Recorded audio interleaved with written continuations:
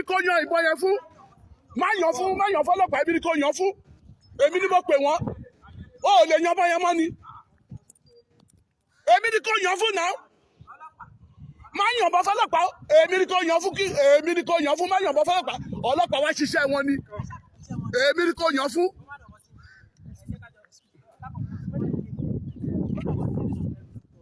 You didn't speak to anybody.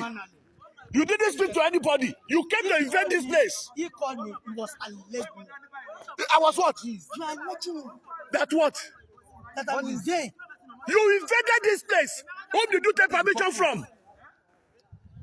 I was talking to you. You were talking to somebody that you should be listening to what I'm saying. It's because you are a Yoruba man, sir. If not, what will you do? It's because you are a Yoruba. What will you do? This is a normal setting that you people should not disrupt. It's a normal setting that you people should not disrupt. So better you compose and now he's pointing gun at the police that he wants to shoot the police. It's also an army. If it's an army, yes. If it's an army, yes. If it's an army, then you should point gun at a policeman. Excuse me. Any number, sir. Ìbọn wo ló nà sí? Ìbọn wo ló nà sí? Ọmọ ẹni kó má shoot ọlọ́pàá kó shoot èmi. Let him shoot me. They should go out. You can't go like this. No, you want to fire me. You can't go out. You will go out, oh. You can't go out. You will go out. You can't go out. You will go out because you didn't take permission before you enter secretariat. This is governor's office, so you don't have the right to just come in. Can you just come into the governor's office without invitation? It's not done. It's not done. It's not. We like to put already together. There's one thing we call Yoruba Nation agitation. I want to agitate for Yoruba Nation. Àwọn kan wà tó ń pera wọn ní òmìnira. Irú wọn ni Black Lion wà. Irú wọn ni Ìjìnlẹ̀ Makosi wà. Irú wọn ni ìyá Dupe Onitiri wà. Àtàwọn bẹ́ẹ̀ lọ. Irú wọn ni Akínbọ̀bọ́lá dìndìnrín kan obìnrin. Ibi yìí ló wà. Mo mọ̀ pé ó yẹn ò pé. Ó dẹ̀ need oògùn láti lò. Because right sense ẹ̀ kò ṣiṣẹ́. Onírú news tèmi máa gbèrú news yìí. Mo rí comment ẹ̀. Gbogbo ọ̀rọ̀ tó máa sọ ń pa mi àsí but àjọ mo kàn kẹ́kún obìnrin tí kò lọ́pọlọ. That's why I ignore you. But mo wá rí pé ò lọ́pọlọ ó tún láyà wá sórí page mi. Èyàn ò ní wá sọ́dọ̀ yín. Èyí lẹ́ máa tọ́ pínpín ẹ máa fẹ́nu bẹ́ẹ̀ kiri pé kí ló ń ṣe. Èmi ò jù báyìí lọ. Aare Almaroof lórúkọ mi.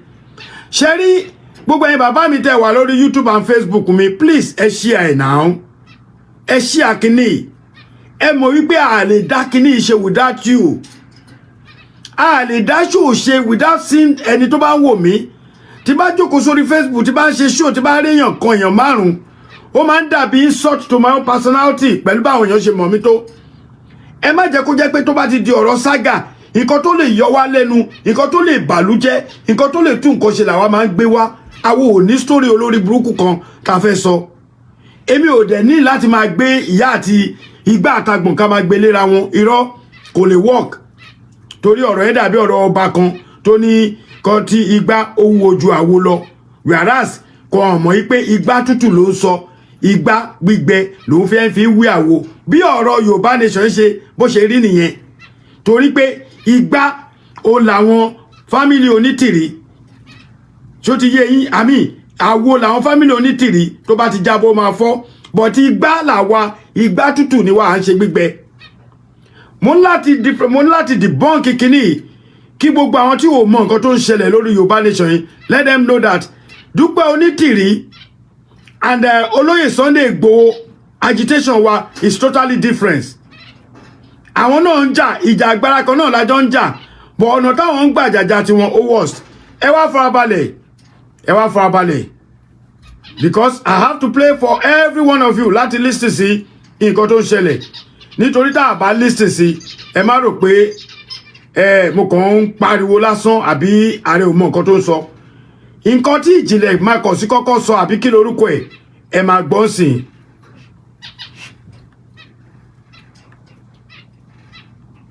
Ìyá wa Mojukola Onitiri Adéọlá wọ́n ti wà nílùú Ìbàdàn lọ́wọ́lọ́wọ́ báyìí pẹ̀lú olórí Adélé. Ìkéde dídé Adélé lánàá wọn ológun àwọn ti wà ní olúlé iṣẹ́ ìjọba ìpínlẹ̀ Ọ̀yọ́ lọ́wọ́lọ́wọ́ báyìí bó tẹ̀ jẹ́ pé àwọn ọlọ́pàá orílẹ̀-èdè Yorùbá ẹ sọ fún àwọn ọlọ́pàá tó jẹ́ orílẹ̀-èdè Nàìjíríà tó wà ní olú-ilé-iṣẹ́ ìjọba ìpínlẹ̀ Ọ̀yọ́ kí wọ́n kúrò ńbẹ̀ lẹ́sẹ̀kẹsẹ̀ báyìí àtòrí àwọn ọmọ ológun wa wọ́n ti wà ní olú-ilé-iṣẹ́ ìjọba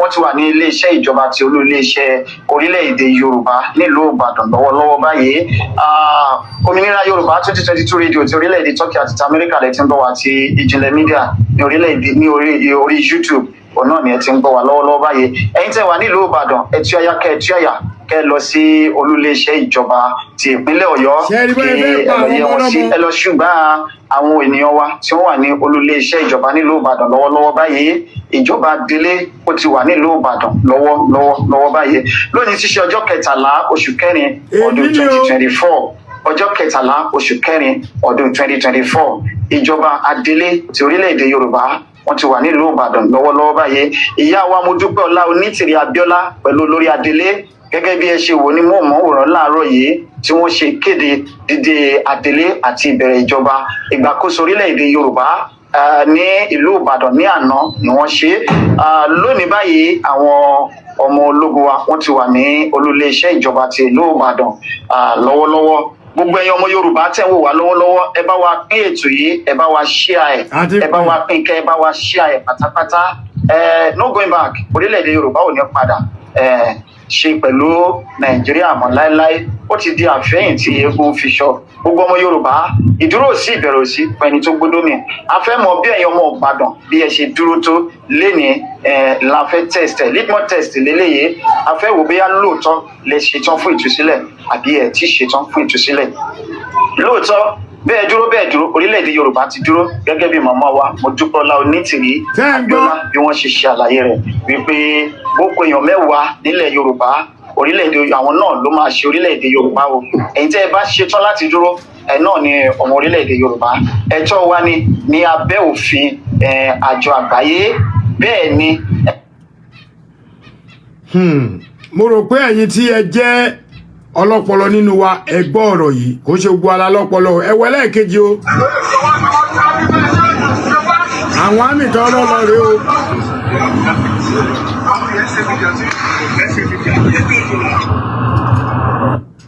àwọn àmì tí wọ́n rán lọ wọ́n ti mú wọn mo ní full video kan tí mo send sí orí page mi gbogbo èyí tẹ́ ẹ bá wo full video yẹn ẹ lọ wo page Aare Almaroof mo ti send ẹ̀ síbẹ̀ bọ̀ kò sí lórí fóònù yìí ẹ lọ wò ó wà ń bẹ̀ táwọn èèyàn ti ń comment ní mo ní lady kan bọ̀bọ́lá tó wé kíní Christmas kíní tó wé sórí lára àwọn family Onítìrí lára àwọn tó fẹ́ ba ilẹ̀ Yorùbá jẹ́ tó fẹ́ gba agbára by force àwa ń ṣe nítorí pé bí wọ́n ṣe kàwé tó kò sí ọpọlọ lórí wọn tí wọ́n bá fẹ́ gba ilẹ̀ Yorùbá tó bá fẹ́ gba ilẹ̀ ó kàn lè lọ gba ilẹ̀ láì jẹ́ pé iṣẹ́ yín ti kún ẹ bọ́ síbẹ̀ yẹn ẹlẹ́fẹ́ lọ gba ilẹ̀ ẹ tí ẹ wá bẹ̀rẹ̀ ẹ wá rí wa fín pátápátá ẹ wá lọ Ìbàdàn ẹ rò pa àgọ́ l'Ọ́yọ́ State àbí ẹ wo yìí tí mo send sórí page mi ìwọ tó o bá ti wò ẹ lọ sórí Aare Almaroof TV2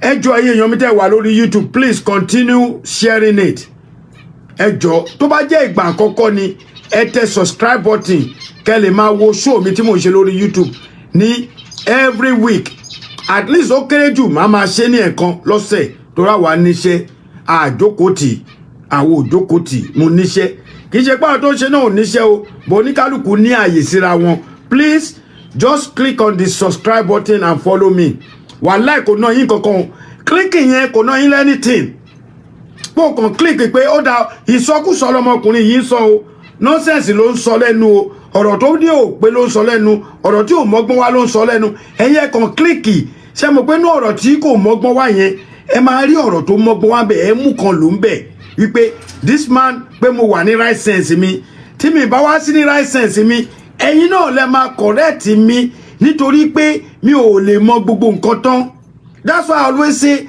I'm here to be corrected by my fans. You guys are my fans. Ẹ̀yin lẹ lè gbé kíní yìí lárugẹ. So ti yé yín ẹ̀yin lẹ lè gbé. mo rí ẹ máa bí ìbọn mi ìfẹ́ dárúkọ bọ́ mo kàn dárúkọ ẹni ẹ̀yin lẹ lè gbé lárugẹ you can see what is going on. Okay, bàbá wa tún wá sọ̀rọ̀ kí tó máa sọ lọ mi ìfẹ́ sọ púpọ̀ lórí ẹ wá gbọ́rọ̀ tí bàbá wa sọ. gbọ́ development tó ń lọ ní Ìbàdàn àwọn èèyàn ń gbọ́ ní ìṣèjọba ń sọ̀rọ̀ because mo ti jáde as a breaking news táwọn èèyàn ń gbọ́ mo wà live báyìí. ẹni tí ẹ bá mọ̀ ní kẹsàn fún wa adẹ̀ ń record ẹ̀ torí pé eléyìí la máa gbé sí press mo dẹ̀ mọ̀ pé ṣe máa address gbogbo wa dáadáa but èmi láti pè yín gẹ́gẹ́ bí position mi sí yín gọ́mọ Yorùbá position mi sí yín gẹ́gẹ́ bí ọmọ yín position ni tèmi sí Olóyè Ìgbòho gẹ́gẹ́ bí agbẹnusọ tí mo lè fi bá sọ̀rọ̀ èyí ni on the 13th ọjọ́ kẹrin oṣù kẹrin 2024 aago 12 ló lù ní bíbáyìí bàbá wa Professor Adébánjí Akíntóyè ló ń bá wa sọ̀rọ̀ láti ìlú Benin Republic bàbá mo fà á lé yín lọ́wọ́ ìǹtẹ́ bá fi bá wa sọ mo mọ̀ pé wọ́n ti fún yín ní update ẹ wà up to date ẹ wá fún wa ní kọ̀tẹ́ fi bá wa sọ kó tó di pa máa fi ń sílẹ̀.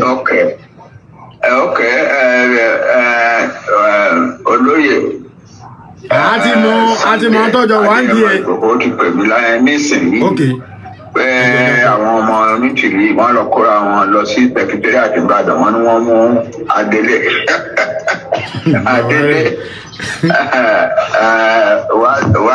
wá dípò ìjọba Yorùbá land gbogbo ìjọba Yorùbá land èmi rò pé kinní kan rán pẹ̀lú ọmọbìnrin tá ń pè Onítìrí yẹn. wàhálà nǹkan rán pẹ̀lú ẹ. ìbọn tó bá tiẹ̀ dẹ̀ ní nǹkan tó rán pẹ̀lú ẹ àwọn tó wá tẹ̀lé ṣé àwọn náà nǹkan tó rán pẹ̀lú àwọn ni. these are our own brothers. bàbá ò sọ̀rọ̀ báyìí rí o. ó yẹ ká lè assume pé ó ní kinní kan tó rán pẹ̀lú wọn. however nǹkan tí mo wá rò ní wípé náà kò sí nǹkan tó rán pẹ̀lú wọn. àwọn kan wà tó ń tì wọ́n fi kan lọ ṣe nǹkan tó ń ṣe yìí náà láti make sure pé wọ́n máa dá Yorùbá self-determination struggle rú. Mo dẹ̀ believe pé àwọn kan lára wa tó ń ṣọ̀rẹ́ àwọn Fúlàní táwọn Fúlàní. àjàkáyé náà ara wọn ni o. wípé kan lọ da Yorùbá nation rẹ̀. àwọn tó da Yorùbá World Congress rú ní Dọ́sí by attracting some people to themselves and creating the impression wípé àwọn làwọn ní Yorùbá World Congress pé kì í ṣe àwọn tá a dá sílẹ̀. àwọn tí ó make a statement lẹ́nu ọjọ́ mẹ́ta yìí nígbà tá a ní a fẹ́ ṣe Ọ̀rànmíyàn 10 fund.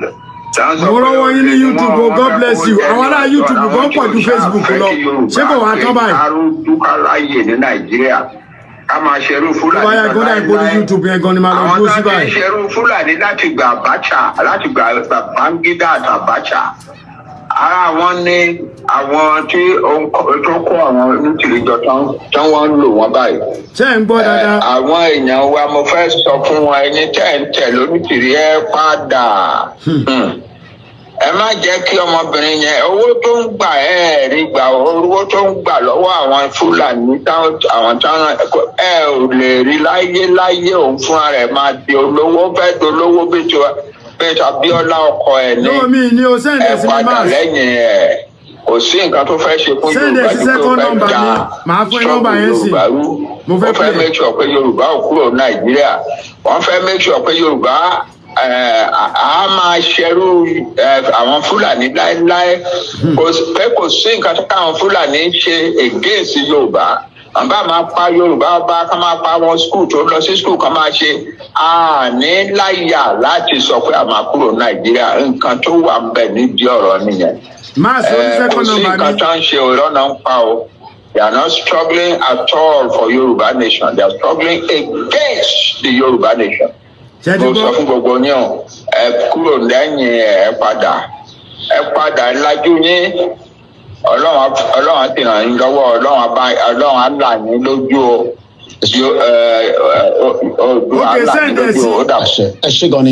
Just for the English purpose, in another 20 minutes, are you under the leader?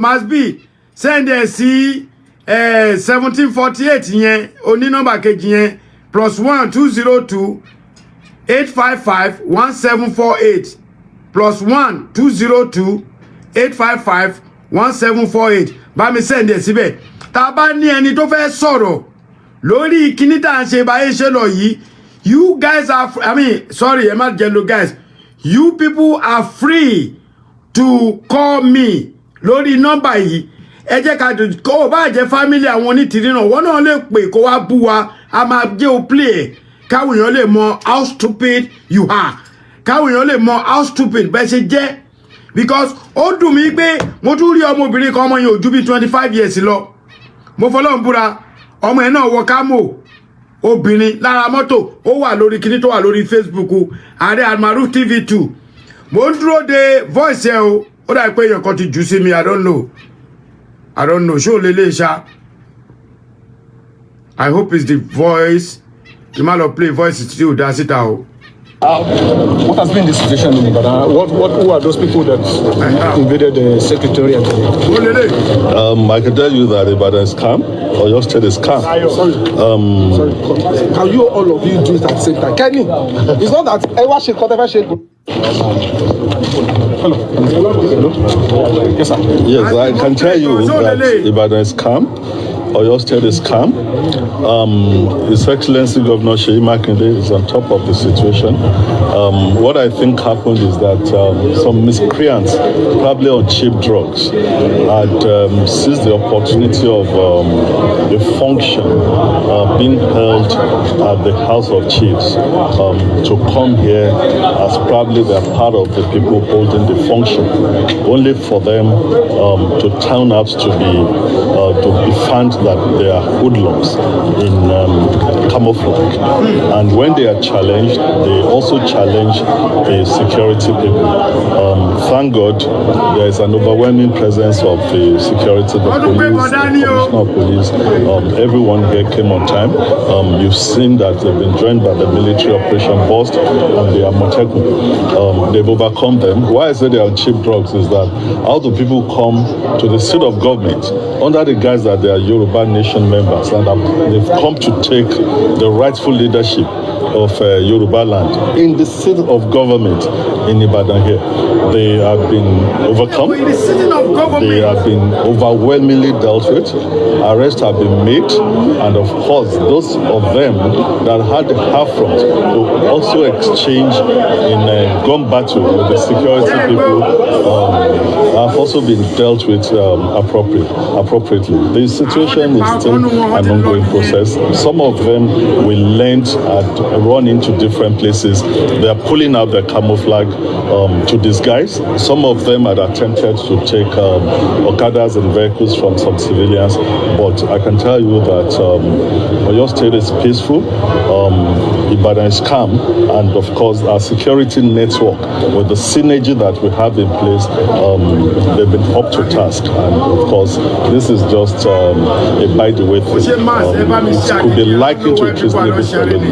This is an insurrection, and of course no government will watch and allow some people on cheap drugs to come and do such a thing. Appropriate sanction will be taken, and it's still an ongoing process. So we want to use this opportunity in case any of you is getting it out live to tell our media people and to tell our people in the state, especially in Ibadan, in these environs, that when they see people in military camouflage and trying to pull it off, because some of them are trying to pull off the camouflage in order to enter into houses, they should please quickly say something and call the attention of the security people. Thank you. Yes, so on behalf of His Excellency, I will also use this opportunity to tell our people in Ibadan that Ibadan is safe. Oyo State is safe, and this minor situation has been overcome, and we have overwhelming presence of security personnel combined that are dealing with the situation. We still count them as miscreants on cheap drugs who felt that they can come and do do some useless things. It should not be allowed. Yes, sir. Sorry, so just a simple clarification, sir. Yeah. You said they came in order to be part of a program that is going on at the House of Chiefs. What kind of program? Is it Yoruba Nation? I won't know, because the House of Chiefs is one of the places they use as event center, and sometimes when they come for function like that, some people do come as probably security. There have been occasions. This is Ibadan land, and the House of Chiefs is historical, so there are some people that different groups come here to hold meeting. You can't stop them when they come to hold peaceful meeting, but you say all these things will be reviewed now. But this particular set of people were just miscreants who are on cheap drugs, who had come to attempt suicide. So those that have been arrested, are you going to prosecute them, sir? It's an ongoing process. The Commissioner of Police will be addressing that.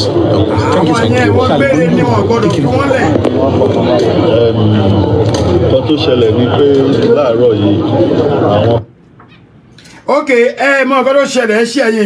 thank you for watching. Sherry, oh, there's distinguished nínú wípé à ń pariwo nípa Yorùbá nation ẹ jẹ́ n sọdẹ bàbá mi kí má lọ tàbọn. Ìyàtọ̀ wà nínú wípé a fẹ́ gbalẹ̀ bàbá wa. Ìyàtọ̀ dẹ̀ wà nínú wípé a fẹ́ fagídí gbalẹ̀. But ẹ tètè gẹ́ẹ̀sì nǹkan tí mo fẹ́ sọ yìí. Ẹ máa rí wípé tí wọ́n bá rí opportunity láti bá àwọn boys yẹn sọ̀rọ̀ nínú ẹ̀wọ̀n, wọ́n máa parọ́ mọ́ lóye o. Bo ẹ lọ kọ́lẹ̀, mo mọ nǹkan tí mò ń sọ. Wọ́n lè ní olóyè Adéyẹmọ àtọ́nítìrí ló ràn òun. Àwa dẹ̀ máa ṣe ọmọ Ọ̀yọ́ lèmi. This time around, mo mọ bí ṣe lè connect mọ́ Ṣèyí Mákindé by one of my good sister. Tọ́dẹ̀ máa bá sọ. Wọ́n máa parọ́ mọ́ bàbá Bánjí Akíntóyè. But àwọn tá à ń sọ yìí àmọ̀ wọn. Ìjìnlẹ̀ Marcus must be arrested in Turkey àbíbi tó ló ń wà.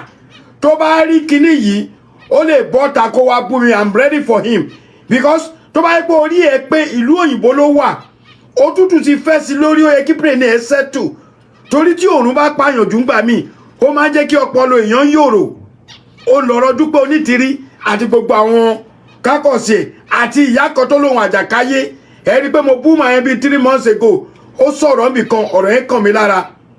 When tí Ààrẹ bá ń sọ̀rọ̀, àwọn ò kì í ṣàdédé kan máa sọ̀rọ̀ láì jẹ́ pé a mọ nǹkan tó ń gún ọ̀nù nílẹ̀ Yorùbá. Èmi ò kì í ṣàdédé ṣe live láì jẹ́ pé mo mọ nǹkan tó ń ṣẹlẹ̀.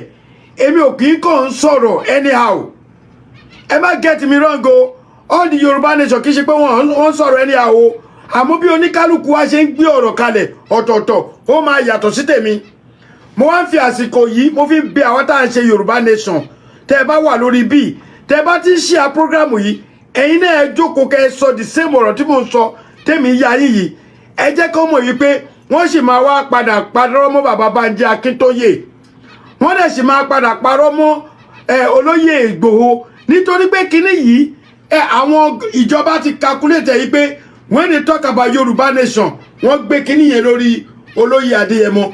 Àkóbá lèmi rí pé wọ́n fẹ́ fi kinní ṣe. But àwọn Onítìrí ni. So the proof is there. And I will play the proof one more time. Nítorí pé proof yẹn gangan, ó ló máa set you are free. And I'm going to play that proof one more time. Kẹ́ lè mọ̀ wípé this is not coming from olóyè Adéyẹmọ. And this is not coming from Baba Bánjí Akíntóyè. Stay tuned, kẹ́ farabalẹ̀. Mi ò ní sọ dime tó máa fi sọ̀rọ̀ tán. Mo kàn fẹ́ kẹ́ gbọ́ ọ̀rọ̀ yẹn. If you have ability to record it, ẹ bá mi record kékeré yẹn. Kẹ́ gbé mọ́ mi, kẹ́ bá mi pín káàkiri, kò ní ju bí tútú kí ló fi sọ̀rọ̀ náà bóyá ló ju bí 3 minutes àbí kankan tó fi sọ̀rọ̀ bí 4 minutes lọ. Ẹ bá mi píkì àárín yẹn jọ mo bẹ̀ yín ni. Because nǹkan tó ń ṣe yìí sìn, wọ́n máa jẹ́ kí ìjọba máa wá gbogbo wa àtàwọn máa kó wa pọ̀ ni. So if care is not taking, aláti tètè debunk ọ̀rọ̀ yìí, mo fi ní Yorùbá wuyì ẹ bọ́ta, Ọ̀túnba Jamiu ẹ bọ́ta, Ìjìnlẹ̀ kí ló ń jẹ́ must be ìjọba mi list orúkọ wọn. Ó yẹ kí gbogbo yín bọ́ta kẹ́dẹ̀ lè tè sọ̀rọ̀ sí kí wọ́n lè mọ̀. Ẹ gbọ́ bọ̀bọ̀ yìí. tí ó tẹ̀ wá lọ́wọ́ ní yàjóyàjó tó ń lọ ní orílẹ̀-èdè Yorùbá. Ìyá wa Modúpẹ́ Onítìrí Abíọ́lá wọ́n ti wà nílùú Ìbàdàn lọ́wọ́lọ́wọ́ báyìí pẹ̀lú olórí Adélé. Ìkéde dídé Adélé lánàá ni ó wáyé, ṣùgbọ́n láàárọ̀ yìí ni ó tẹ gbogbo àwọn ènìyàn létí. Ní báyìí àwọn ológun àwọn ti wà ní olúlé iṣẹ́ ìjọba ìpínlẹ̀ Ọ̀yọ́ lọ́wọ́lọ́wọ́ báyìí, bó tẹ̀ jẹ́ pé àwọn ọlọ́pàá orílẹ̀-èdè Yorùbá ẹ sọ fún àwọn ọlọ́pàá tó jẹ́ orílẹ̀-èdè Nàìjíríà tó wà ní olúlé iṣẹ́ ìjọba ìpínlẹ̀ Ọ̀yọ́ kí wọ́n kúrò ń bẹ̀ lẹ́sẹ̀kẹsẹ̀ báyìí, torí àwọn ọmọ ológun wa wọ́n ti wà ní olúlé iṣẹ́ ìjọba wọ́n ti wà ní ilé iṣẹ́ ìjọba ti olúlé iṣẹ́ orílẹ̀-èdè Yorùbá nílùú Ìbàdàn lọ́wọ́lọ́wọ́ báyìí. Òmìnira Yorùbá 2022 rédíò ti orílẹ̀-èdè Turkey àti Amẹ́ríkà lẹ ti ń bọ̀ wá ti ìjìnlẹ̀ mídíà ní orí YouTube òun náà ni ẹ ti ń gbọ́ wá lọ́wọ́lọ́wọ́ báyìí. Ẹ̀yin tẹ́ wà nílùú Ìbàdàn ẹ tú àyà kẹ́ lọ sí olúlé iṣẹ́ ìjọba ti ìpínlẹ̀ Ọ̀yọ́ kí ẹ lọ yẹ wọn sí, ẹ lọ ṣùgbọ́n àwọn ènìyàn wa tí wọ́n wà ní olúlé iṣẹ́ ìjọba nílùú Ìbàdàn lọ́wọ́lọ́wọ́ báyìí. Ìjọba Délé ó ti wà nílùú Ìbàdàn lọ́wọ́ báyìí. Lónìí ti ṣe ọjọ́ 13 oṣù kẹrin ọdún 2024, ọjọ́ 13 oṣù kẹrin ọdún 2024. Ìjọba Adélé ti orílẹ̀-èdè Yorùbá wọ́n ti wà nílùú Ìbàdàn lọ́wọ́lọ́wọ́ báyìí. Ìyá wa Modúpẹ́ Onítìrí Abíọ́lá pẹ̀lú olórí Adélé gẹ́gẹ́ bí ẹ ṣe wò ní móhùnmáwòrán láàárọ̀ yìí tí wọ́n ṣe kéde dídé Adélé àti ìbẹ̀rẹ̀ ìjọba ìgbàkóso orílẹ̀-èdè Yorùbá ní ìlú Ìbàdàn ní àná ni wọ́n ṣe. Lónìí báyìí àwọn ọmọ ológun wa wọ́n ti wà ní olúlé iṣẹ́ ìjọba ti ìlú Ìbàdàn lọ́wọ́lọ́wọ́. Gbogbo ẹ̀yin ọmọ Yorùbá tẹ́ ń wò wá lọ́wọ́lọ́wọ́ ẹ bá wa pín ètò yìí, ẹ bá wa share ẹ̀, ẹ bá wa pín kẹ́ ẹ bá wa share ẹ̀ pátápátá. No going back, orílẹ̀-èdè Yorùbá ò ní padà ṣe pẹ̀lú Nàìjíríà mọ́ láéláé. Ó ti di àfẹ́yìn tí eégún fi ṣọ. Gbogbo ọmọ Yorùbá ìdúró sí ìbẹ̀rù sí pẹ̀lú tó gbódómì. A fẹ́ mọ̀ bí ẹ̀yin ọmọ Ìbàdàn bí ẹ ṣe dúró tó lénìí la fẹ́ test litmus test lélẹ́yìí. A fẹ́ wò bóyá lóòótọ́ lè ṣetán fún ìtúsílẹ̀ àbí ẹ ti ṣetán fún ìtúsílẹ̀. Lóòótọ́ bẹ́ẹ̀ dúró orílẹ̀-èdè Yorùbá ti dúró gẹ́gẹ́ bí màmá wa Modúpẹ́ Onítìrí Abíọ́lá bí wọ́n ṣe ṣe àlàyé rẹ̀ wípé gbogbo èèyàn 10 nílẹ̀ Yorùbá orílẹ̀-èdè àwọn náà ló máa ṣe orílẹ̀-èdè Yorùbá o. Ẹ̀yin tẹ́ ẹ bá ṣetán láti dúró ẹ náà ni ọmọ orílẹ̀-èdè Yorùbá. Ẹ̀tọ́ wa ni ní abẹ́ òfin àjọ àgbáyé bẹ́ẹ̀ ni. Thank you very much. Gbogbo ẹ̀yin tẹ́ ẹ wò mí brother mi láti London, tẹ́ ẹ wò mí láti orí YouTube Ọláwálé, gbogbo yín ni mo rí. Gbogbo ẹ̀yin sister mi Ọláyọlá, gbogbo yín ni mo rí. Adébáyọ̀, gbogbo yín ni mo rí. Sunday mo rí ẹ, mo kí gbogbo yín. Ìjìnlẹ̀ bá ṣe rí Ìjìnlẹ̀ Marcus ó ní ẹni tẹ́ ẹ rí yìí, ó ní spokesman wọn ní Turkey ló wà, and a máa need láti tètè address Turkey government.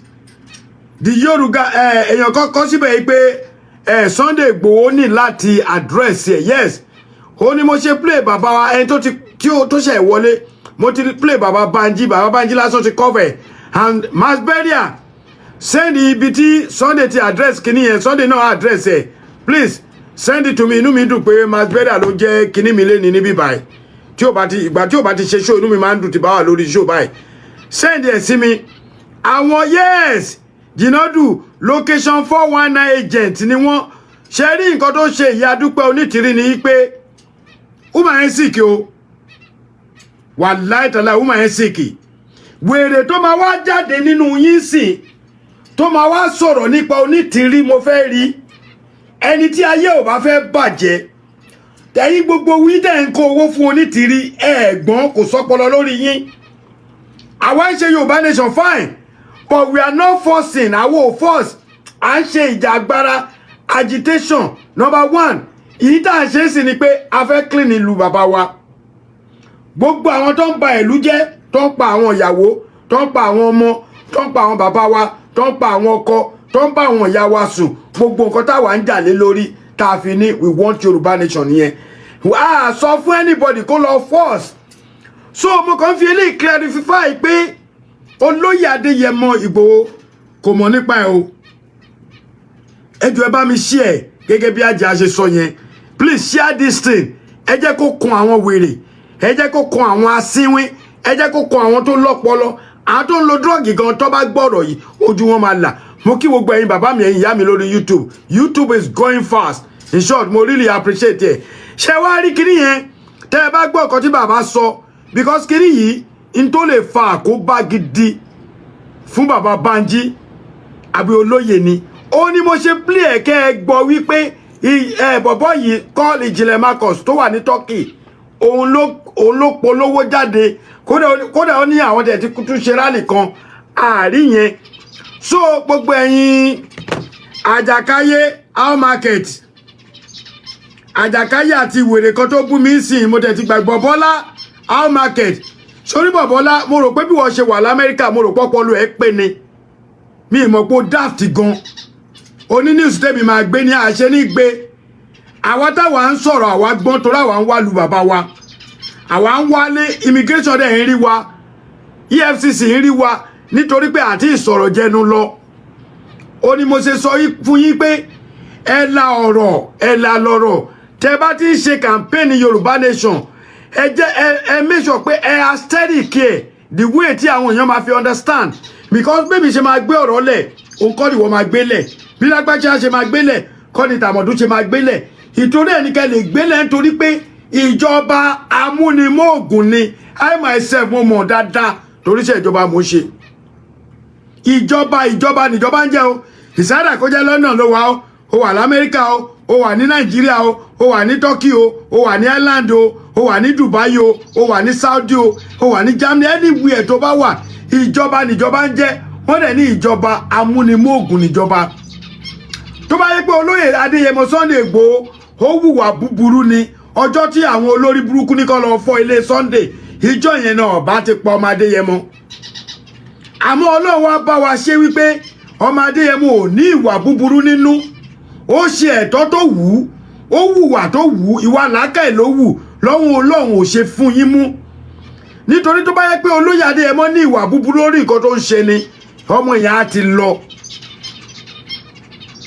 wàláì kódà á ti gbàgbé olóyè oníkálùkù kan máa tún máa ṣe nǹkan tó wù ni bọ́ a dúpẹ́ lọ́dọ̀ Ọlọ́run pé Ọlọ́run ò sọ olóyè dòkú má wálé ìjọba Nàìjíríà mọ̀ yìí pé olóyè lẹ́nu ó dẹ̀ mọ nǹkan tó lè ṣe because ó mọ ẹ̀tọ́ àwọn tó ní kò kàwé bọ̀ ìwọ̀nba ìwé tó kà yẹn ó ní ọpọlọ ju àwọn tó kàwé tó ní àbọ̀ làákàyè lọ ó kàwé ó ka gbogbo ojú ìwé tán báyìí kó jẹ́ pé gbogbo ìwé bí ṣe kó dání ló kà tán ìyẹn ò ní kó lọ́pọlọ tó mi àwọn táà ti ẹ̀ka Cambridge alọ́pọlọ jà tó kàwé gan lọ torí orí ẹlòmíì ti dàrú if not báwo ni èèyàn kan ṣe máa wóra ẹ̀ ó kàn wóra ẹ̀ sùnsùn oníwo Onítìrí Abíọ́lá ẹ yọ orúkọ Abíọ́lá yẹn kúrò bàbá sọ̀rọ̀ kan sí ọ̀rọ̀ ẹ̀dẹ̀ ní point nítorí pé òun náà fẹ́ lówó bí ọkọ ẹ̀ Abíọ́lá ṣe lówó ni àsìkò tó máa padà tẹ́ sábíọ́lá gan lójú tí ń bọ̀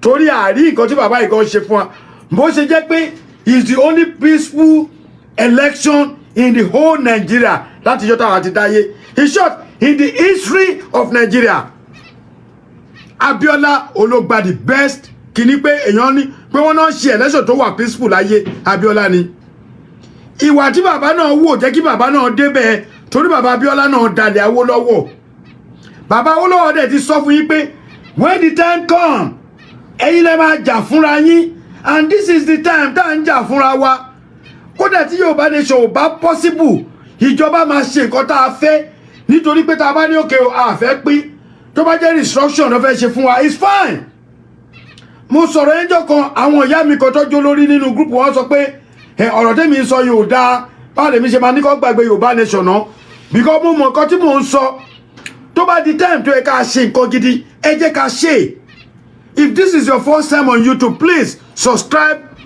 to my channel Aare Almaroof TV tó bá jẹ́ first time mi lélẹ̀ ẹ subscribe sórí Aare Almaroof TV 2 mo tún ní Aare Almaroof TV mo ní Aare Almaroof ọmọ ọ̀nà míyàn gbogbo ẹ̀ ló ń ṣiṣẹ́ tó bá máa combine ẹ̀ tí máa ṣe live ẹ máa rí everything my first channel is Aare Almaroof TV tí mo ní over 42,000 but ìgbà tí Facebook tá ti sọ Yorùbá wọ́n gé viewers mi àmọ́ rò pé the same thing ti tún ṣẹlẹ̀ náà because I don't know why tí à ń rí èèyàn tí ò tó nǹkan kan lórí bíbá ẹ̀ now ẹ̀yin èèyàn mi ṣé ẹ ti gbọ́ ìwọ tó o bá ṣẹ̀ṣẹ̀ wọlé tí bá ti parí show yìí wo bí tó o wò dé ẹ jẹ́ nǹkan yẹ wo bí tá a wò ẹ wo iye mínítì tá a wà ń sìn ẹ wá padà sẹ́yìn kẹ́ lọ wo nǹkan tí ìjìnlẹ̀ máa kọ̀ sí sọ so ó ti fi yé yín ó ti describe ẹ̀ ó dẹ̀ ti differentiate ẹ̀ so they distinguish between Olóyè Adéyẹmọ bàbá wa Bánjí Akíntóyè and Modúpẹ́ Onítìrí versus Ìjìnlẹ̀ Marcus àti Àjàkáyé gbogbo yín náà máa kó torí a máa list orúkọ yín fún Gómìnà Ṣèyí Mákindé mo fi Ọlọ́run búra gbogbo list orúkọ yín tẹ́ wà lọ́ndà òmìnira olórí burúkú tẹ́ ń pera yín yẹn Yorùbá nation làwọn ń pera wa a máa gbogbo yín yẹn a máa list orúkọ yín fún wọn àti Bọ̀bọ́lá ìwọ ló wà l'Amẹ́ríkà àná dẹ̀ mọ law ìwọ náà dẹ̀ tún against law ó wá bọ́ síbi òun bú èmi mo mọ̀ọ́mọ̀ dúró ṣe show ni ìjókòó gan máa ń sú mi torí iṣẹ́ mi iṣẹ́ ẹni iṣẹ́ ìdúró ni tó ti yé yín duty man ni mí mo dẹ̀ nira láti ṣe nǹkan tó bá wù mí mo dẹ̀ mọ òfin èmi ò ń ṣe ọmọ àlè ọmọ Yorùbá gidi ni mí Ọ̀yọ́ Aláàfin náà ti bí mi Ọ̀yọ́ Aláàfin ni bàbá mi Ọ̀yọ́ ni mí Ọ̀yọ́ ni ìran mi Ọ̀yọ́ ni bàbá ńlá bàbá tó bí mi lọ́mọ ọmọ aládìkú tí kì í di tiẹ̀ láàbọ̀ ẹ̀yin èèyàn mi tí ẹ bá gbádùn kíní lórí YouTube mi ẹ bá mi subscribe mo ti rí a lot of YouTube watching me mo dẹ̀ rí a lot of comment it's either bad comment or good comment everything is okay but mo kàn fẹ́ kẹ́ mọ̀ distinguish between bàbá wa Bánjí Akíntóyè / Sunday Igboho yàtọ̀ sí Onídìrí Abíọ́lá that is inú mi dùn ni mo ye play kíní yẹn so I don't want anybody to tag Yorùbá nation tírú àwa yìí wà àwa ń polówó fún ìjọba ni ó dàbọ̀ àwa ò ṣẹlẹ̀ ni ok àwa ń polówó fún ìjọba wípé nǹkan báyìí la fẹ́ kí wọ́n lè gbà wá bọ̀ àwọn lọ wọ́n ti kọ́kọ́ try kíní lálákọ́kọ́ o tí o bá sí pé òpònú ni àwọn tí Onítìrí ránṣẹ́ wọn tó 50 o àtọ́lọ yìí o wọ́n tún gbé Toyota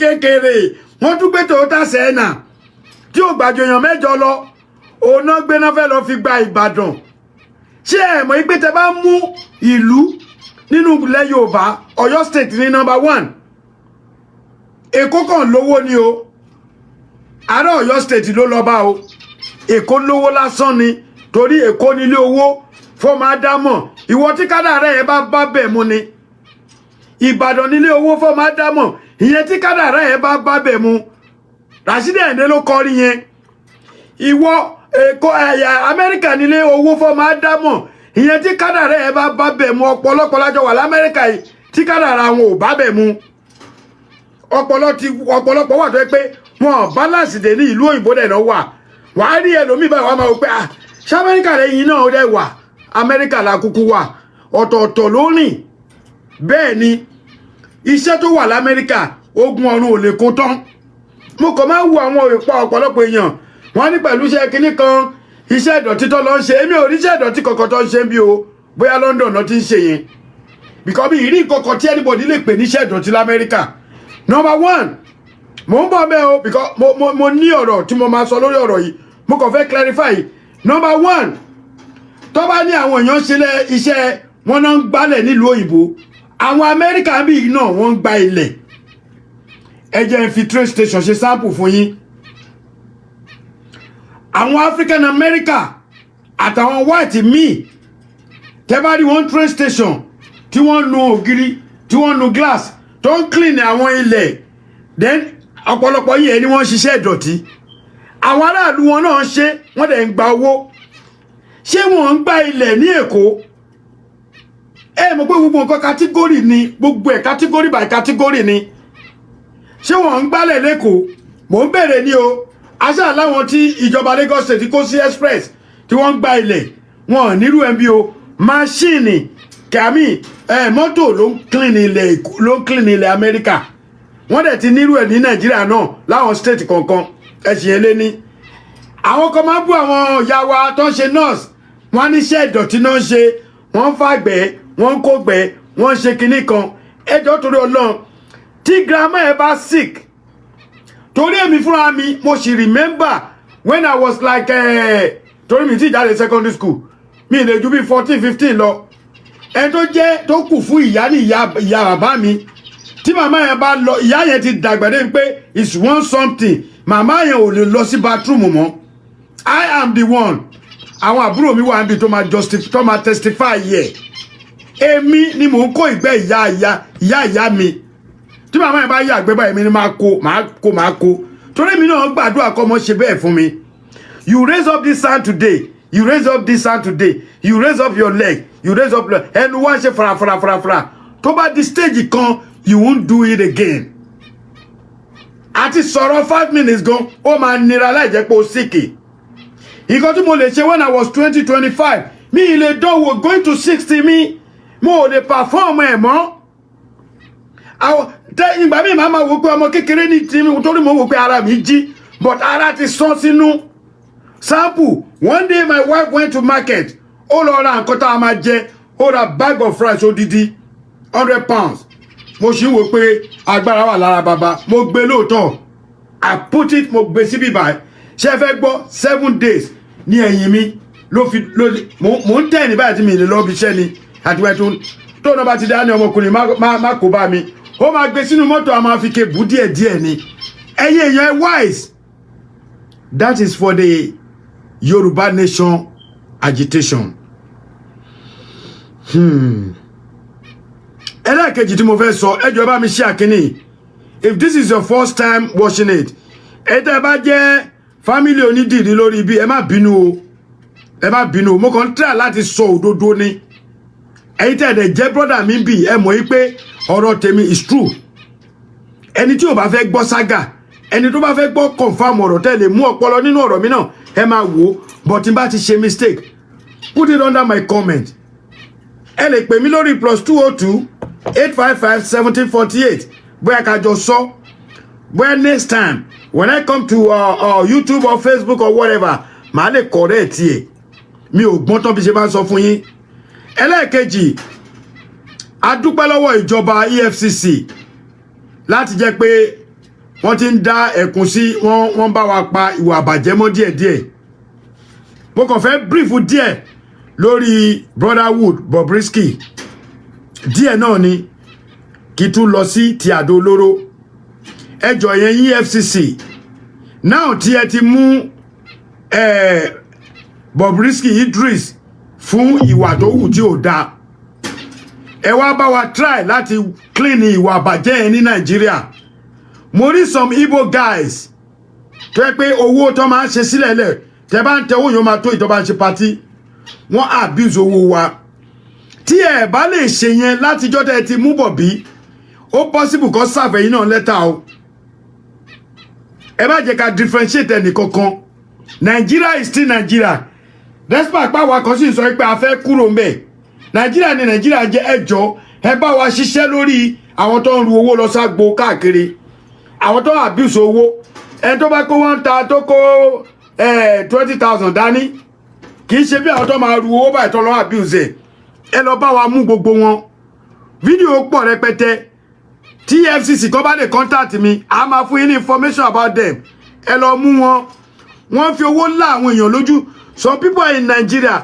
wọn ò tí ì rí jẹ wọn ò tí ì rí mu wọn ò tí ì rí ná ẹlòmíín kọ́ ilé ràkàtà sí àdúgbò ẹ̀ wà láwọn ará àdúgbò ẹ̀ wọn ò gbádùn ẹ̀ ó dẹ̀ máa lọ party alọ́nà 10 million tó bá dẹ̀ ni wọ́n fẹ́ ṣe nǹkan ládùúgbò tí ò ní ju bí 300,000 lọ tó yẹ kó fún wọn ní gbogbo owó yẹn òun náà máa bá wọn dá 2,000 tó ń dá ní o but when it's come to me ní dárúkọ olórin kankan kó má dàbẹ̀ pé wọ́n against ẹnì kankan but when it's come to ká lọ ṣe ṣíárì mi èmi náà máa ń náwó party o ẹ má get me wrong o but mo lọ́pọlọ o but gbogbo ẹ̀ náà mo ti stop ẹ̀ sí torí mi ready láti máa lọ já pure water sínú kànga ẹ̀dẹ́ bá gbọ́ Yorùbá ẹ gbọ́ dáadáa mi ready láti máa lọ já pure water sínú kànga fún anybody mọ́ ìdajì nǹkan táwọn olówó táwọn olórin tá tó wà nínú àwọn tá ná owó tá ná 3-4 million 1 million ní ìdajì nǹkan tó ní ìdajì ni mo sọ o tó yẹ pé owó tó wà lọ́wọ́ àtẹ́lẹwọ́ wọn tó kàn máa bù báyìí o ò ní lọ́wọ́ a lọ kó sínú pure water it's good láti ná olórin lórí nítorí pé àwọn ṣe fún wa but EFCC ẹ ṣe right thing at the right time torí nǹkan tá ẹ ṣe fún Idris yìí lọ́dọ̀ tèmi kò dáa mo fi Ọlọ́run búra eré ṣó tẹ̀ní ṣé ò dúró ni kò ṣe ṣó jókòó torí ti bá jókòó kò ní jẹ́ kí n tiẹ̀ mọ̀ bí ẹ láti lọ mú àwọn tí wọ́n ń hùwà yẹn. We have a lot of Igbo guys, a lot of Yoruba man. Tẹ́ pé tẹ́ bá dojú agbo wọn náwó ni. Tẹ́ bá wo àwọn tó lọ́pọ̀ lọ́nu wọn, ẹ rí pé tó bá dágbo wọ́n máa kàn bọ́ sórí agbo Wàsíù, wọ́n ti mú owó tó fẹ́ ná, wọ́n ti gbẹgbẹ̀yìn, wọ́n ti fún wọn. Tẹ́ bá ná ti bí last year, ẹ rí pé gbà tí kíní yẹn kọ́kọ́ bẹ̀rẹ̀ tó ṣe lọ́ọ̀ yẹn, àwọn èèyàn lọ print paper, ordinary paper náà ná, wọ́n fi paper exchange ẹ̀.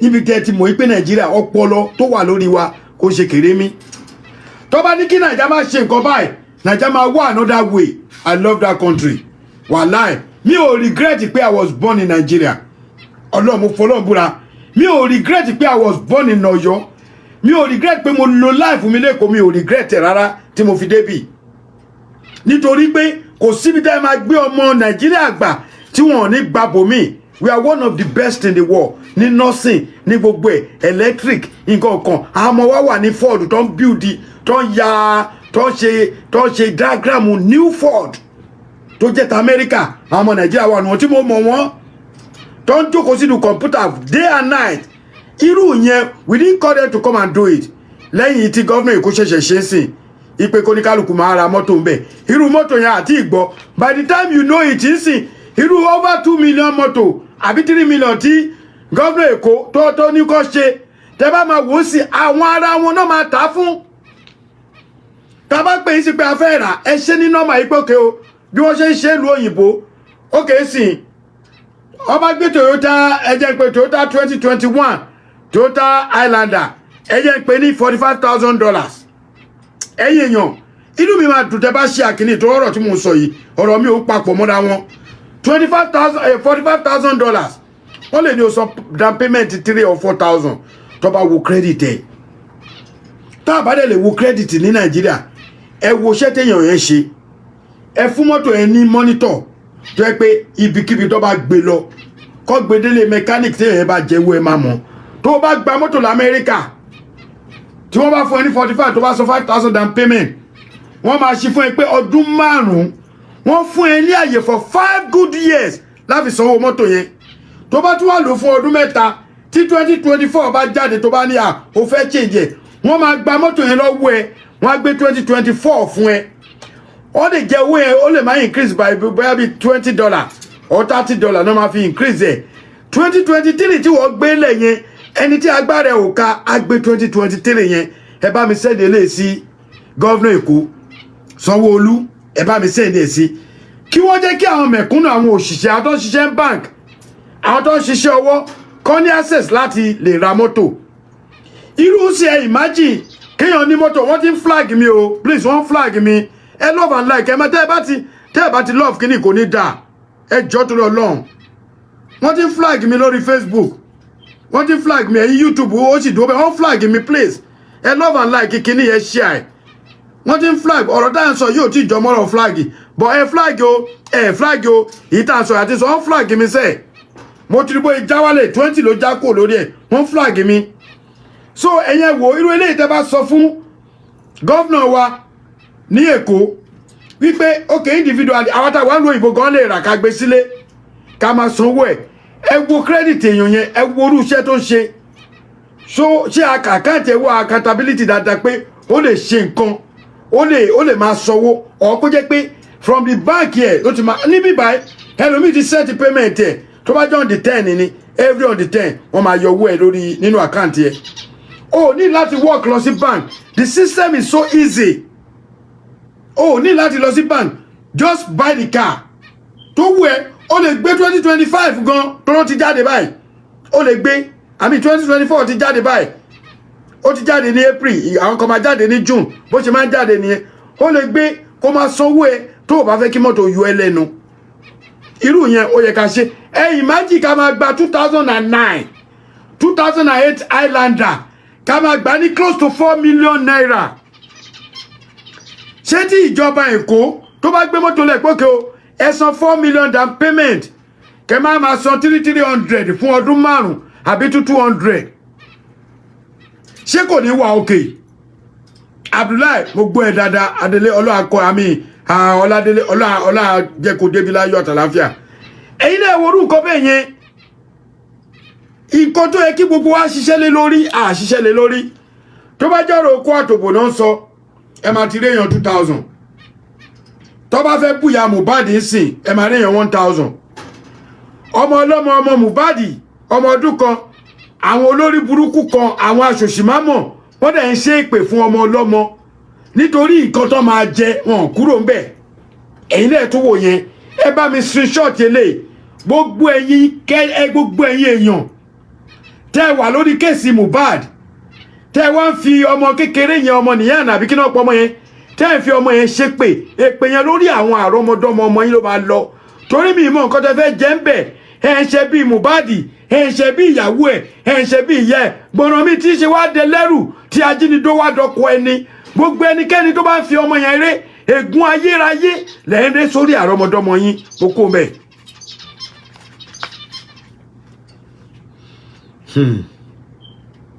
eré orí ìtàgé ilẹ̀ Yorùbá kékeré náà ni màá mú yẹn wá tẹ́ bá wo fíìmù kan tí Báyọ̀ ṣe jagunjagun mo lè sọ pé one of the best film tí mo tún like nílẹ̀ Yorùbá nìyẹn tábà yọ ọgbà tí bàbá wa lérè pàímọ́tọ́ ṣe Ṣọ̀ún Ògúnlọlá bó ṣe hápùn láyé ìgbà náà kódà tá a bá rí ẹni tó lè tún fún wa ní new rebrand tó lè tún Ògbórí Ẹlẹ́mọ̀ṣọ́ yẹn ṣe nínú àwọn artiste kan ṣe ní latest kan fi kún kan yọ kúrò kan fi kún àtúnwò ẹ wo fíìmù jagunjagun tí Adébáyọ̀ ṣe fíìmù tó make sense nígbà tí àwọn Yorùbá ẹgbẹ́ wa tán rí wípé ó dàbí pé fíìmù ká máa ṣe ní ti Yorùbá gangan ó ń ṣiṣẹ́ gbogbo wọn ti ń padà síbẹ̀ lest I forget lọ́rọ̀ orí tìrí mo rántí kankan mo máa padà ẹ̀yin ẹ wo àwọn àmì tí Abíọ́lá Onítìrí tó kọ́ pé kó lọ jà ẹ má bínú pé mo fò mo rántí ni tó kọ́ pé kó lọ jà wọ́n kó fùyẹ́tù wọ́n kó gbogbo wèrè jágbajàgba yẹn wọ́n kó sára wèrè wọn yóò ràn wọ́n lọ́wọ́ àwọn mìíràn lè fi wọ́n ṣe ẹ̀yẹ àwọn ọlọ́pàá fi wọ́n ṣe mú ní láìláà ẹ wo oníṣẹ́ ti rí nǹkan tó kó kò ṣiṣẹ́ wọ́n so àdómọ́nú wọ́n so mọ́kùn wọ́n so gbàdí wọ́n tún mú yín ẹ mà lè dọ́fẹ́ ojú tì yín àwítẹ́ ìbú Sunday Igboho tó jáde láàrin over 500 sójà ẹ mà lẹ́ẹ̀ ṣe àjò Yorùbá àwọn tẹ́ ń lọ bá àwọn elébi tó ń ṣe àjò fún yín àjò olórí burúkú tó yẹ kó mú ẹ̀yin tí ò bá sí pé wèrè ní ẹlẹ́ẹ̀ lọ jagun ẹgbẹ́ kínní onídè sínú ẹ so síkùn gbogbo ẹ̀ náà ti já ẹ lọ sórí péèjì mi ó wà ń bẹ̀ tí mo sẹ́ǹdẹ̀ síbẹ̀ wọ́n mú wọn báyìí wọ́n já báyìí ni ẹ̀yin tẹ́ níbo ò lè ràn yín ìbọn mú wọn lẹ́sẹ̀ o àwọn kan tó ṣùtì ìbọn pa wọ́n o wọ́n dẹ̀ láwọn láyẹ ta àwọn olórí burúkú tẹ́ ń pè tó ń gbowó lọ́wọ́ yín tó ń fowó yín yọ̀tọ̀ mi tí Yorùbá nation agitation tó sọ wọ́n tó jẹ́ kí gbogbo àwọn ológun lówó lọ́wọ́ ẹlòmíì tí ò ní táyà kẹ̀kẹ́ àwọn náà ti lo tiny ẹlòmíì tí ò ní kankan ó ti lo tó wù wọ́n mo kú lórí ẹ̀ mo bọ́ sórí dọ́là now àní sọ̀rọ̀ tán bá bí ṣe ké gbogbo èyí a tún máa rí mi ìwé tọ́rọ̀ bá dé dollar is now 1000 I do everything with proof everything tèmi mo máa ṣe pẹ̀lú proof ni mi kàn fẹ́ fún yín ní wrong kíní ẹ jẹ́ kí n wòye tí tap jẹ́ láàárọ̀ yìí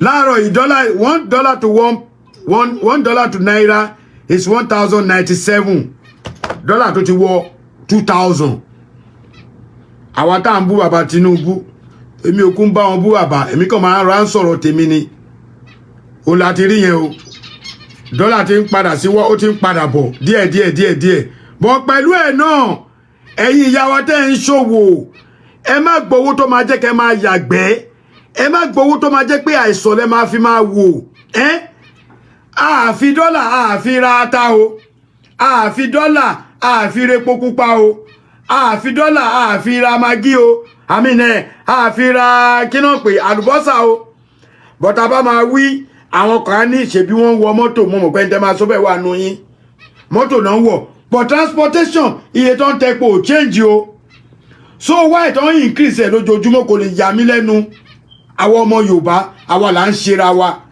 àwọn ọmọ Nàìjíríà àwa là ń deceive ara wa adẹ̀rọ̀pá ń deceive èèyàn nígbà tó tẹ̀ ti jẹ́ pé ní ọ̀dọ̀ àwọn eléwé ọmọ ìkó dídẹrẹ́ gan wọ́n lọ́dọ̀ àwọn eléwé ọmọ ìwé tó ń já lọ́fẹ̀ẹ́ nínú igbó dọ́là náà parọ́ mọ́ ẹyẹ gúnugún tó ní wọ́n fi ń gbójò bọ̀ tó fi ń ṣe ayẹta fún gbogbo wọn dọ́là náà parọ́ mọ́ we don't see anything about it o ẹ̀yin yá mi lórí Facebook lórí YouTube ẹ jẹ́ kúkú fèsì yín torí dàbí pé Facebook yìí ò tiẹ̀ lọ rárá bóyá ń flag mi I don't know nǹkan tó wà lórí YouTube yìí gan ó yẹ kí kúkú fèsì YouTube ìkó dídẹrẹ́ tó jẹ́ pé ẹyẹ lásán náà mú agbo jẹ̀dí tẹ́ bá máa sọ wọ́n ní dọ́là wọn ewé amúnútutù tó ń já wọ́n ní dọ́là wọn gúre tó ń sè lẹ́kùnlé wa wọ́n ní dọ́là wọn ọkà bàbà tó yẹ pé wọ́n gbìn ni wọ́n ní dọ́là wọn àgbàdo wọ́n ní dọ́là wọn wọn ò mú wálẹ̀ o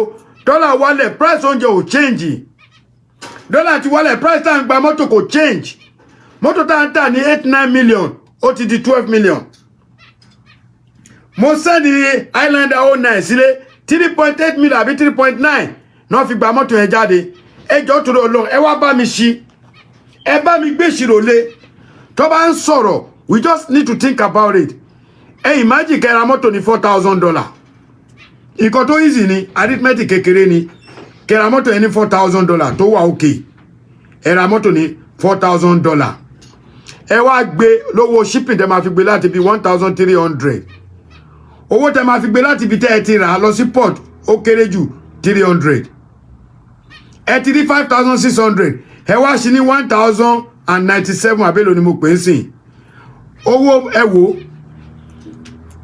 gbogbo ẹ̀yin tẹ́ bá rí fígọ̀ yìí dáadáa owó yìí lásán ó ti wọ ṣẹ́tìrí ẹ ti rí owó yìí ti wọ 6,143 ok 6,143 kẹ́ máa wò náà kọ́ wá fi plus 3,800,000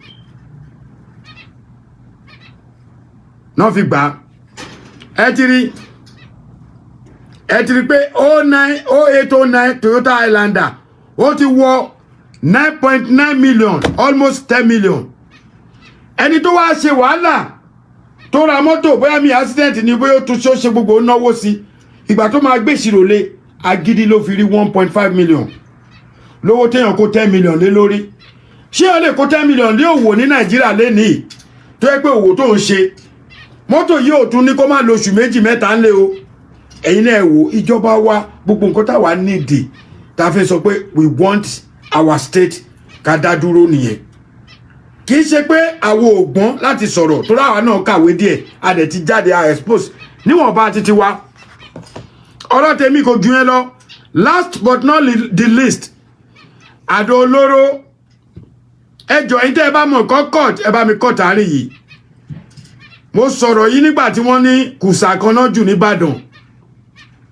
àwọn ọ̀pọ̀lọpọ̀ challenge mi lórí Facebook and YouTube mo kàn máa ń rẹ́rìn tí bá wo comment ẹlòmíì Adébáyọ̀ Sunday brother mi bá mi share mo rí pé YouTube ló ti ẹ̀ wà lẹ́nìí Ọláyọ̀ọ́lá thank you very much mo rí gbogbo yín Ọlọ́run ní jẹ́ kó bàjẹ́ Sulaimon Túnráyọ̀ mo rí yín ìyá mi Ọlọ́run ní jẹ́ Elizabeth Adébọ́lá mo rí yín àtẹni gbogbo ẹ̀yin èèyàn mi tẹ́ ẹ jẹ́ fans mi lórí bí God bless every one of you ọ̀rọ̀ tí mo fẹ́ sọ sìn ó ní àdó olóró remember when I discussed about it Balógun mo rí ẹ oníkẹ́kú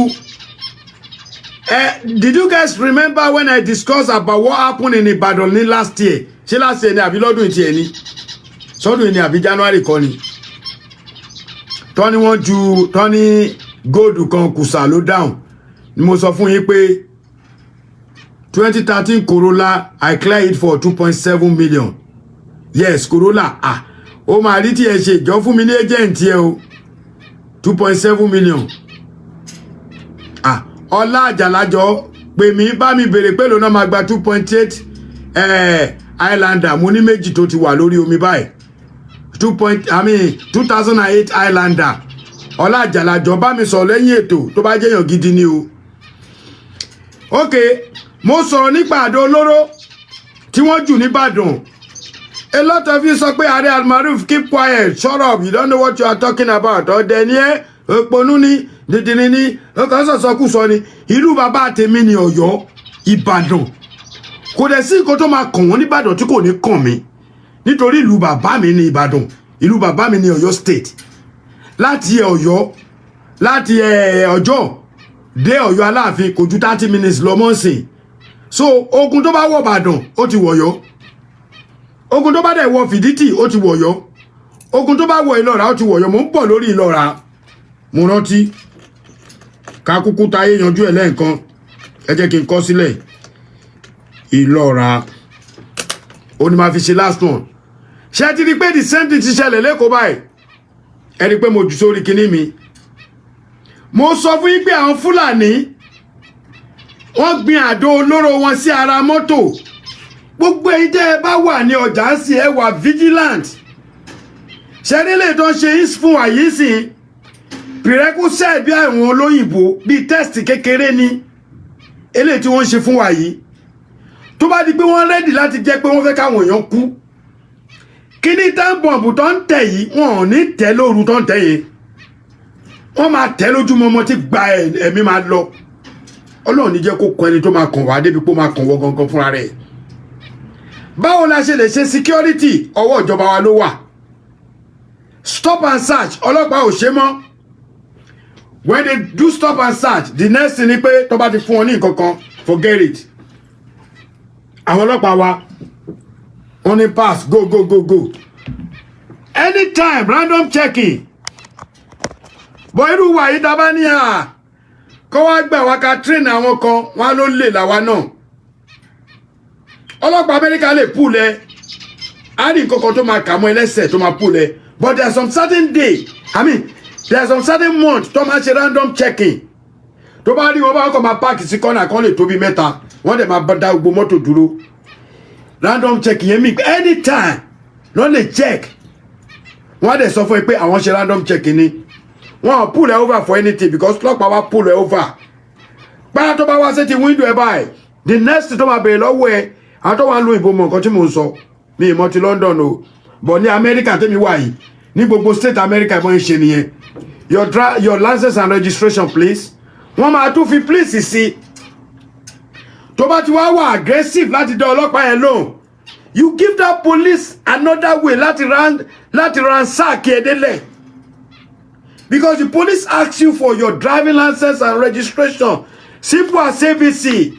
Get into your glove box. Open that box. Look at it. Give it to them. Pull your wallet out. Take your ID. Give it to them. I'm talking from experience. Tó bá ti wò, tó bá ti rhyme, tó rí kankan, wà lẹ́wọ̀n ní láti check mọ́tò ẹ̀. That is not random checking. Definitely maybe your full light is off. Your tail light. What do we call tail light? Brake light wa, bóyá ti off. Ele akon ṣe àkàwé fúnra wa ní kì í ṣe paro ẹnu dùn. Gbogbo nǹkan tí mo dẹ̀ sọ yìí, I'm talking it to the best of my knowledge. Tí kò sí rọ́mbẹ̀. Anybody, you can take it and say, this Aare Almaroof is just ranting, he's just talking. But me, I'm not just talking. Ele kúrò ní pé èèyàn ń sọ̀rọ̀ wọ́n sọ pé ń parọ́ súnà. This is not about irọ́ súnà. Gbogbo nǹkan tí mo ti sọ láti ìgbà tí mo ti bẹ̀rẹ̀ lẹ́nìí títí tí ma fi parí ẹ̀ to the best of my knowledge ni. Your driving license and registration please, you give it to them. Wọ́n máa check ẹ̀, wọ́n rí pé insurance ẹ̀ tó bá ti bèrè driving license and registration ìyẹn náà máa kọ́kọ́ béèrè. Lẹ́yìn yẹn tó bá ti wò tó bá satisfy. Can I have your insurance please? Pull it out and give it to them. Tọ́ ni pé wọ́n up to date. Have a nice day ma'am. Bye. Ló bá tán. Kò sí pé give me money. Kò sí give me money. Àwọn nǹkan tó important ló máa béèrè. But in my own police